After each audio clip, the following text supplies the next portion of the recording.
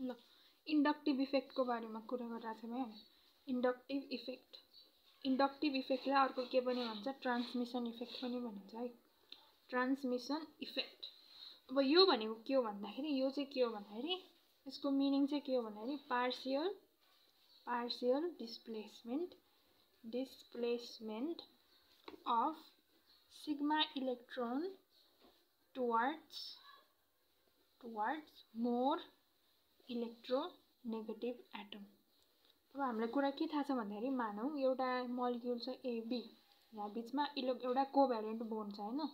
Covalent bond चाहिँ के हुनुपर्ने, यदि यसको र यसको ए र बीको इलेक्ट्रोनेगेटिभिटी बराबर छ भने यो दुईटा शेयर्ड पेयर अफ इलेक्ट्रोन बिचमा बस्छ। तर मानौँ यदि electronegativity of B is more than electronegativity of A हुन्छ भने यस्तो केसमा चाहिँ यो बिचको यो शेयर्ड पेयर अफ इलेक्ट्रोन चाहिँ जसको इलेक्ट्रोनेगेटिभिटी बढी छ त्यसको नजिक बस्छ क्या। जस्तै यो अब यो बोन्ड यसरी बस्छ नि, बीको नजिक हुन्छ क्या यो इलेक्ट्रोन होइन। अब यसैलाई नै इलेक्ट्रोन डिस्प्लेसमेन्ट भनिन्छ है। इलेक्ट्रोन डिस्प्लेसमेन्ट भनेको यो है, partial displacement of sigma electron. Sigma electron भने मैले भनिसकेँ, सिग्मा भनेको कोभ्यालेन्ट है। कोभ्यालेन्ट बोन्ड यदि डबल अल्काइन ग्रुप छ भने एउटा सिग्मा बोन्ड हुन्छ, एउटा पाई बोन्ड हुन्छ। यदि ट्रिपल बोन्ड हो भने दुईटा पाई बोन्ड हुन्छ, एउटा सिग्मा बोन्ड हुन्छ है। यति कुरा बुझेन। सिग्मा बोन्ड भनेको यही हो, यदि एउटा मात्रै छ भने त्यो बोन्ड सिग्मा बोन्ड हुन्छ। अब यो भयो अलिकति बेसिक इन्ट्रोडक्सन है। अब इन्डक्टिभ इफेक्टको यो चाहिँ अब इक्जाम्पलबाट बुझ्नुपर्ने है। अर्को कुरा, यो चाहिँ एउटा पर्मानेन्ट इफेक्ट हो है। पर्मानेन्ट इफेक्ट हो। अब इन्डक्टिभ इफेक्ट चाहिँ इक्जाम्पलबाट बुझ्नुपर्छ है। जस्तै मानौँ एउटा 4वटा कार्बन भएको एउटा कार्बन चेन छ, 1 2 3 4वटा कार्बन भएको चेनमा मानौँ एउटा हाइड्रोजनले गरेर, हाइड्रोजनको कारणले गर्दा यसमा चाहिँ यो कार्बन चेनमा चाहिँ मानौँ इलेक्ट्रोन डेन्सिटी चाहिँ एक्स छ अरे होइन। इलेक्ट्रोन डेन्सिटी एक्स छ भन्ने कुरा मानौँ है त, एक्स छ भन्ने कुरा मान्यो। अब एक्स भनेको के हो, electron density in carbon chain due to H, यो मान्यो है त। एउटा एकछिन बिस्तारै बुझ्छ यो। अनि अर्को चेन छ अरे मान्यो, फेरि यो 4वटै कार्बनको चेन छ अरे, 1 2 3 4वटा कार्बनको चेन छ अरे। अब यसमा चाहिँ एउटा अर्को केही छ अरे होइन, अर्को इलिमेन्ट कुनै छ, मानौँ जेड छ होइन। यो जेडको कारणले गर्दा यो कार्बन चेनमा हामी मानौँ वाई छ अरे होइन, electron density. Y is electron density in carbon chain due to Z मानौँ है, जेड मानौँ है। यदि वाईको भ्यालु छ नि, यो वाईको भ्यालु, यसको इलेक्ट्रोन डेन्सिटी यो एक्सको कारणले गर्दा आएको इलेक्ट्रोन डेन्सिटी भन्दा धेरै छ भने, यदि वाई धेरै छ एक्स भन्दा भने यस्तो ग्रुपहरूलाई चाहिँ के भनिन्छ त भन्दाखेरि प्लस आई ग्रुप भनिन्छ। ठिक छ। यदि यिनीहरूले कार्बन डेन्सिटी बढाउँछ भने, मानौँ यो वाई यदि धेरै छ, हाइड्रोजन भन्दा धेरै हुन्छ भने यस्तो ग्रुपलाई प्लस आई ग्रुप भनिन्छ। अनि प्लस आई ग्रुप भनिन्छ।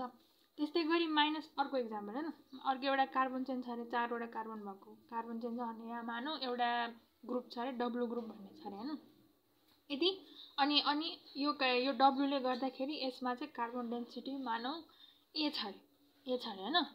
डब्लुको कारणले गर्दा यो कार्बन चेनमा 1 इलेक्ट्रोन डेन्सिटी उत्पन्न भयो भने, र यदि यो ए चाहिँ एक्स भन्दा कम छ भने, ए इज लेस देन एक्स छ भने, हाइड्रोजनले उत्पादन गर्ने इलेक्ट्रोन डेन्सिटी भन्दा पनि यो एले उत्पादन गर्ने इलेक्ट्रोन डेन्सिटी यदि कम छ भने यस्तो ग्रुपहरूलाई चाहिँ के भन्छ, माइनस आई ग्रुप भनिन्छ। यसलाई अझ डिटेलको रूपमा पढ्न बाँकी नै छ है त।